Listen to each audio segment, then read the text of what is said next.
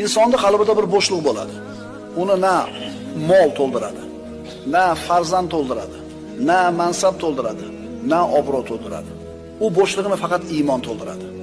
U bo'shliqni faqat Allohning zikri to'ldiradi.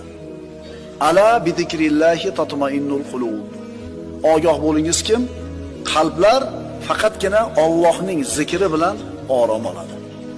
Agar shu zikr bo'lmasa, shu insonning qalbida iymon bo'lmasa, uni qalbida mana shu bitta bo'shliq doim turaveradi va hech qachon hayotidan u xotirjam bo'lmaydi. Doim shikoyat oladi. Hamma yoq zo'rab tursa ham shikoyat olaveradi. Chunki uni qondiradigan iymon, Allohning zikri yo'q. Ey odam bolasi, meni izlagin, topasan. Agar meni topsang, hamma narsani topding. Agar meni topmasang, hamma narsani yo'qotding. Men sen uchun hamma narsadan sevimliroq.